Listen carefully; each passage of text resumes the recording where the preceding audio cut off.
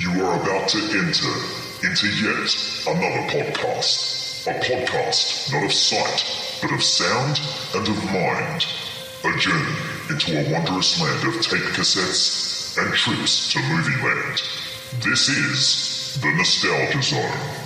Hello and welcome to the pilot episode of The Nostalgia Zone, the podcast that discusses movies, TV, music and pop culture from a purely nostalgic point of view. I'm Dorian, your host. Thank you so much for tuning in. You can find us on Facebook, The Nostalgia Zone Podcast, and also The Nostalgia Zone Pod, which is on Instagram. Even though this podcast is nostalgic, we're in the here and now. So as the tagline said at the beginning, we're going to talk movies. That will include movie reviews, but what I'm going to be doing with the movie reviews, they're going to be movies that I've never seen before. I thought about this a lot, and I thought if I'm going to do something nostalgic, I want it to be nostalgic for a lot of different people, not just myself. I mean, I love Back to the Future. I love The Karate Kid. A lot of my favorite movies are actually from the 80s. I'm not going to beat around the bush. Speaking of movies, I want you to picture this. It's a Friday night, and you're heading to Video Easy, Movie Land, Civic Video, what have you. You get your favourite VHS tapes, you've put it into the VCR, and it's playing along. It's about to get to the movie, and then you see this message pop up. Have you ever bought or rented a videotape that wasn't quite right? It may have been a pirate copy, an illegal and inferior copy for which you paid good money. Pirated tapes are recognizable by poorly presented or photocopied jackets, poor sound and or picture quality, the lack of censor and other labels on the face and spine of the tape, and the absence of warnings, such as this at the beginning of the tape presentation. Pirate tapes rob artists and studios of their rightful income and add to the cost of a video to the consumer. Video piracy is a major problem in Australia. Please help us stop it. If you buy or rent a tape which you believe is not the genuine article, please phone this toll-free number for advice. Or write to Post Office Box 515 Mona Vale, New South Wales 2103. This message is brought to you by the Australasian Film and Video Securities Office. There he is, the great Steve Britton, the voice. Oh my goodness. I mean, okay, yes, the voice is John Farnham, but in terms of voiceover work, he's the voice. If you felt nostalgic about that, you're not alone. The one thing that I did want to discuss, and probably will discuss in more detail down the track, is how much movies have changed over the years. It's more about messages, which is all very well and good if there's entertainment in it. I was flicking through some old archive interviews, and one with Eddie Murphy from about 40 odd years ago. It was when he did Trading Places. He was doing a junket for Trading Places, and he said this. People come to see movies, people buy records, and anything that has anything to do with entertainment, people use them as an escape, I feel. And I don't try to say anything with my comedy, and I don't try to do anything when I do an album, and I don't try to say anything with a character when I do it in a movie. I'm just trying to be entertaining. I don't think anybody should try. I don't think you should take power. Like a motion picture is real powerful, man. Like movies like, what was that movie that with De Niro? Taxi Driver. Yeah, people are saying that this guy went for Taxi Driver and went out and was like, I want to be like, went and shot the president. Motion picture is real powerful. I don't think you should say anything with it. Just do it and be entertaining and be funny. That's why I feel. I don't want to say anything with them. I don't want to preach. I definitely think that's happening nowadays. There's nothing wrong with preaching in motion picture. Just don't be ordinary. Don't make it the only thing in the film. And I think TV is doing that now. So the storytelling is not about entertainment. There's always some kind of agenda. And that is absolutely fine. But there needs to be an element of entertainment. Like Eddie said, where's the escapism? And that's not in there as much as it used to be. Whenever you'd go to any video rental store, that experience of going home and just having, I don't know, that experience of watching a VHS tape where you'd have to rewind it and play it, that felt earned. Whereas now, everything's at the click of a button. And I'm not complaining at all, but it doesn't feel as earned as it used to be. And we're going to go into that up next. Want to get in touch? Message us on our socials or email us after the show. The Nostalgia Zone, all one word and lowercase, .mailbag@gmail.com. Welcome back to the Nostalgia Zone. Let's get stuck into the first segment in this pilot episode. But in order to do that, let's play the jingle. For this week only, you can get 5 weeklies for $5. That's 5 weeklies for $5. This week only at... Terms and conditions apply. There it is, the first segment in the pilot episode. It is 5 weeklies for $5. And these 5 films, never seen. Not once. Not ever. So let's get stuck into it. I'm going to be choosing different decades. That's what I've done. It's not the theme so much for this one, but for some reason I thought let's choose different decades. I'm going to start with the 60s. And this film... I guess it sort of set up the template for what was to follow with some of these other films. And the film is called Bullet. Now, if you've seen Bullet, you'd know that unlike buddy cop movies like Lethal Weapon and Bad Boys, Bullet really set the template for that lone wolf cop archetype, you know, like Clint Eastwood in the Dirty Harry series or Gene Hackman in The French Connection. The 60s went through an interesting transition with films like Bullet, where it went from the sort of classic Hollywood, you know, like the Cary Grants, James Stewart, you know, Humphrey Bogart. But what had happened was New Hollywood came in and it introduced that different kind of character, the anti-hero. And what I was saying about the lone wolf cop archetype is when you think of like Bullet or Dirty Harry, there are rules in the lone wolf cop genre. And these rules are so important. In order for the film to work, there is a formula. So rule number 1, the sidekick cannot be there for the film for too long. Okay? For the lone wolf cop genre, they have to either die, get kidnapped, retire, or betray the hero or anti-hero. It won't work because then it becomes a buddy cop film.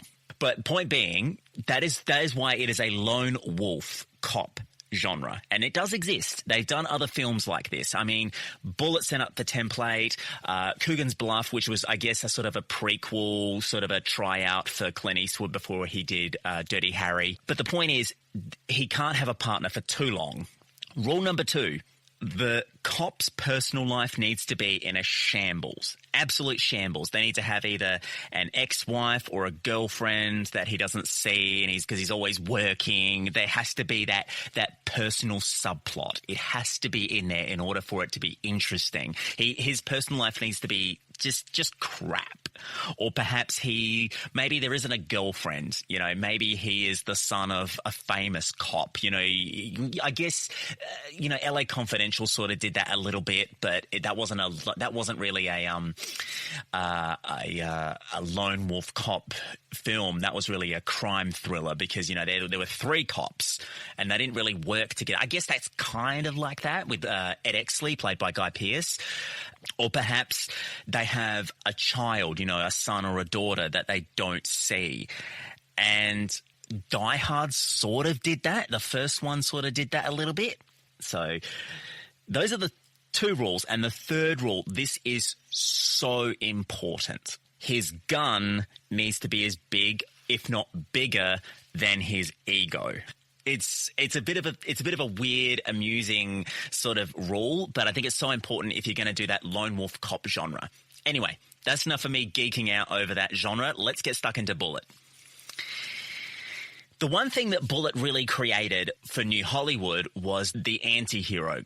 Classic Hollywood did do that, but I guess they sort of glamorized it a lot with classic Hollywood, especially with Humphrey Bogart in films like The Maltese Falcon and The Big Sleep and also Casablanca. They were really glamorized, whereas New Hollywood wanted to really dirty them up, you know, unlike the modernized anti-heroes like Tony Soprano and Walter White, you know, the sort of civilized criminals. Bullet really gave us that police officer, that sort of fantasy where they're vigilantes, you know, that idea of the ends justify the means, which if you don't know, I guess you could say is like shoot first, ask questions later. And Frank Bullitt, played by Steve McQueen, you know, he's a San Francisco police lieutenant, and like all great anti-heroes, he's hard-nosed, he's streetwise, he's a rule-breaking cop. He doesn't like authority, you can't help but root for him, even though, he's very cold and humorless. There's not a lot to say that he's a likable character. And his witness gets murdered. And he's against the clock, and he feels responsible. He's at odds with one of the senators named Chalmers, played by Robert Vaughn. And he's sort of pulled from the case, and then the Chicago Mafia is after him. It's like he's being pulled, and we've heard this story before. But the point is, Bullitt really began this template. And I loved the car chase between Bullitt's Mustang and the Hitman's Dodge Challenger. If you love a Dodge Challenger, sorry, the Dodge Challenger loses and the Mustang wins. But what I really loved about this film was Steve McQueen. We've seen this character before in modern media. This is nothing new, but this was the new. This began the anti-hero. And Peter Yates, who directed it, just doesn't really give a lot of sentimentality in this film. There's nothing sentimental about this film, and that's what makes it special. Even the subplot with, as I was saying, about the lone wolf archetype, the lone wolf cop archetype, is that his relationship is an absolute shambles with his girlfriend Kathy, played by Jacqueline Bisset. But it's very realistic. There's no real – he doesn't see her. He's not really – he's not a good boyfriend. I won't say what happens. I'll let you watch it. And I think that's why Bullitt is a classic and not cliched. Moving on to my next film, I'm going to go to the 70s now. This film, I had heard so much about it, especially for the fact that it was the second teaming of Robert Redford and Paul Newman after they did Butch Cassidy and the Sundance Kid. And this film, unlike a Western, is a caper. And it's a caper that doesn't need to be how do I put this? It doesn't need to be crime-ridden. It doesn't need to be dirty, unlike Bullitt, which is dirty as. This isn't. Dare I say it, they don't get made anymore. And it's set during the Great Depression where, there was hustling, and Johnny Hooker, played by Robert Redford, he's a con artist, he's a gambler, and they end up ripping off a mobster named Doyle, played by Robert Shaw, him and his partner Luther, played by Robert Earl Jones. And yes, if you recognize that name, yes, that is James Earl Jones's father. But unfortunately, Luther is killed, and Johnny wants revenge. He wants to get back at this guy for what he did to, even though, yes, they ripped off this mobster, he wants to get even. But he can't do it alone. Johnny is the typical, he's the hot-headed, I want to go after you, hustler, you know the type. Because when it's a duo, there needs to be Mr. Cool, and that's where Henry steps in, which is Paul Newman, and he was a friend of Luther. And one thing he really does, and I think this is what makes Henry such a cool character, and let's face it, if you've ever seen Paul Newman on screen, he is Mr. Cool. He knows how to keep a cool head. He made characters you wanted to be those characters. But at the same time, how some of them are just despicable characters. Even though they're criminals with a conscience. I'm not going to give anything more away, but their film plays out like a novel and has these really cool chapter titles. And The Sting just gives us, this great dialogue, the clever storytelling and the acting. I mean, if you've ever seen Butch Cassidy and Sundance Kid, you'd know that Redford and Newman, they know how to play off of each other. Redford's the straight guy, Newman is the wisecracking hustler who's a bit Machiavellian. He's always 10 steps ahead of everybody else. And, the reteaming would not be possible without the director of Butch Cassidy and Sundance Kid, which is George Roy Hill. He encapsulates that look of the 30s that makes it look brilliant. The costume designed by Edith Head, who actually won an Oscar. And one thing I really loved about this film, Scott Joplin and the piano tunes, like The Entertainer. I won't play it because I don't want to give that away. The reason I don't want to give it away is because for copyright reasons. But it's that caper film. Like, if you've seen modern day capers like the Ocean's trilogy, those were great. But because there were so many different characters, you're like, well, who do I root for? Who do I root for? Whereas you have Redford and Newman and you're like, this is great. I can just focus on these two and just enjoy the ride. And that's exactly what it is. It's a ride to enjoy. Now I'm going to jump to the 80s with a film that, if I'm being honest, it has aged like fine wine, in that nowadays in the 21st century, it's easier to become famous because social media like Instagram, TikTok, or you can go on reality TV, get your 15 minutes. But in the late 20th century, you really needed to earn that platform of fame. You know, you had to just, audition for a film, or if you were a comedian, you'd have to do the comedy circuit. You have to go to the clubs. You have to go to the open mics. That's not the case in this film. But one thing I was going to say was that when you had to earn that platform of fame, there was a level of respect that came in it, and that came with it. And that's in an ideal world. You know, when you earn that, it's more favorable. But as we know, it's not an ideal world. And to some, it's an obsession. An absolute obsession where you'll do whatever it takes to be famous, even commit a crime. And that is the case with the king of comedy. And I feel like that is really happening today. People are doing whatever it takes to be famous, no matter what. Disrespect their parents, commit a crime, you name it. And Rupert Pupkin, played by Robert De Niro, does this. He is obsessed with this talk show host, Jerry Langford, played by Jerry Lewis. And Pupkin wants to do whatever he can to get on his talk show as a stand-up comic. And so he recruits a friend, or I guess a fellow obsessed fan named Masha, played by real-life comedian Sandra Bernard, and they do whatever it takes, no matter what. They both have different motives. Masha is obsessed with Jerry in a fan kind of way. I guess she kind of wants him, I guess. I don't really know, and I won't give too much away, but Rupert ultimately wants a spot on the show. And this is one of those really rare gems where you can blend black comedy with psychological thriller, and it works.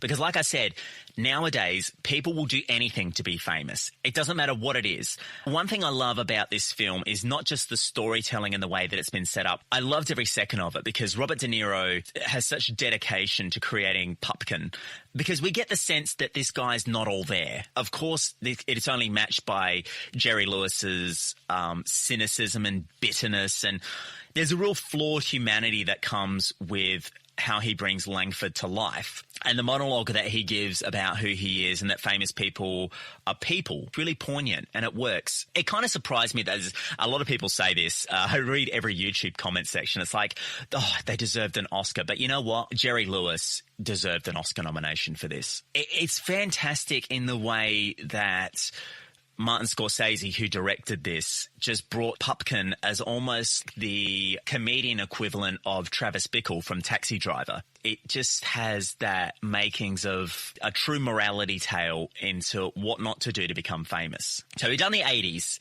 I'm now going to jump to the 90s. And this is almost a double feature of Robert Redford. But before I get into that, I want to mention a subject that's sort of been touched on in some films, and that subject is infidelity. With films like Fatal Attraction, whether, they focus on the consequences of the culprit's actions or the pain that's dealt to their loved ones, infidelity, it's Pandora's box. That, once it's opened, you can either make it sleazy, heartbreaking, but, if it's done correctly, it can be a truly terrific film. But in this real, I guess, ironic twist, what if being unfaithful could save your marriage? That was what an Indecent Proposal was trying to do, was to show the morality of, selling yourself to another person. And the characters of David and Diana, which are Woody Harrelson and Demi Moore, is they've been with each other all their lives, ever since high school. They get married, they have a house. They have a real toxic relationship. They don't really, it's really weird how they're together. I don't understand how they're together, but they run into all this financial trouble. And, you think if you ran into financial trouble, you'd ask, family or friends for a loan, you'd, work extra shifts somewhere. But no, what they do is they go all the way to Vegas and they gamble because they think that's how they're going to end their money troubles. And lo and behold, they gamble their savings away. But what do? How do they fix this? This is where John Gage, played by Robert Redford, comes in. And he begins to sort of be very generous with his money. This guy's a billionaire. He's just showing them, oh, here you go. Have this, have that. And they're oblivious to what this guy's ulterior motive is. $1 million for one night with Diana. When this film was released, a lot of people were outraged. I won't throw any buzzwords around, but I will say people were against it. They're thinking this is appalling. But it's just a movie. Is it a perfect movie? No, but it's entertainment. It's sort of a voyeuristic view of a love triangle. Adrian Lyne, who was the director of Fatal Attraction, took a real provocative and intense approach with Jack Engelhardt's novel and asked the question, can you put a price on a person's marital vows? And you get a real fly-on-the-wall experiences thanks to the cinematographer Howard Atherton. And it goes into that real depth in the second half. I guess you could say it's a love triangle, but it feels like more of a lust triangle. I mean, we've got those real raunchy sex scenes at the beginning of the film. Yeah, I guess this was the thing. And I guess around the 80s and the 90s, it was like, how much skin can we show in a film? I did like the fact that there was that real conflict between the billionaire and the toxic married couple. I kind of liked that a lot. And then there was a few little interesting characters in there. We had Oliver Platt, who's the couple's lawyer. I love Oliver Platt. And of course, there was Billy Connolly, who had this real amusing cameo. It's a bit of an erotic drama, but I don't know. It sort of felt like a bit of a guilty pleasure, if I'm being really honest. And now on to our final film. This film, for me, sort of keeps in that idea of fame like the king of comedy and sort of ties into another film, Chopper. If you're from Australia, you're going to know what Chopper is straight away. It's about Mark Chopper Reed, who is a standover man. And but the thing is, this is the interesting thing about this film, Bronson, which is about Michael Peterson. He was a brawler, career criminal, is he wanted to be famous, whereas Chopper was a reluctant celebrity. And I really enjoyed Bronson for what it was because it did have that sort of art house feel about it without it being too over the top, and plays out like a sort of a one-man show, Peterson performing in front of a crowd, narrator style. The prison life for Peterson allows him to become Charles Bronson after the actor. And it's this real grimly realistic and also artistically beautiful feel and vision of what prison life was like for him, you know, and gives those real extravagant performances, you know. Nicholas Refn just knew what he was doing. He knew what he was doing in that sort of direction. I don't know if he allowed Tom Hardy to improvise, but whatever he did, it was exactly the way it was supposed to be done. Again, I don't want to keep using Chopper as an example, but it was just that gritty crime drama and black comedy. You got so engrossed in it. It's kind of weird. Even though Michael Peterson or Charles Bronson is a criminal, there's something lovable about him and almost childlike. And the sort of showmanship, it reminded me a bit of a Baz Luhrmann film in that there's that real over-the-top theatrical performance that is just done beautifully. I think the cinematographer Larry Smith, who did Eyes Wide Shut, shot it in widescreen. So we were able to see it as sort of a stage show as well as it transitioned from stage show to crime drama. It was really it wasn't too jarring, but it definitely blended really well. And I've really got to say, if you love Tom Hardy in films like The Dark Knight Rises and Venom, and there's just him just doing what he does best, which is acting. So there it is. There's my 5 weeklies for 5. Thank you so much for listening to the pilot episode of The Nostalgia Zone. I am so grateful, and I got to tell you, the reason why I wanted to do this podcast was to talk about subjects that I'm interested in. As you know, it's movies, TV, music, and pop culture, but it's going to be so much more than that. And I got a little bonus episode that I'm going to be posting up next week, and here's a little teaser of what it is. Video shops would always try and get them to rewind the tape before bringing it back, and people were even fined for not rewinding. But what is interesting is that it was discovered we were wrong. That's Steve Zivkovic, who owns Galactic Video, the last video rental store here in Adelaide. And I got to interview him. That is a bonus episode that I'm going to be posting up next week. But if you'd like to stay up to date with everything about the Nostalgia Zone, make sure you like us on Facebook, follow us on Instagram, or perhaps you'd like to send us an email. It's the Nostalgia Zone, all one word and lowercase, .mailbag@gmail.com. If you have any suggestions, or perhaps you'd like to pitch some ideas to me, I'm here to let you be as nostalgic as you can be. Thank you again for listening, and I'll see you next time on the Nostalgia Zone.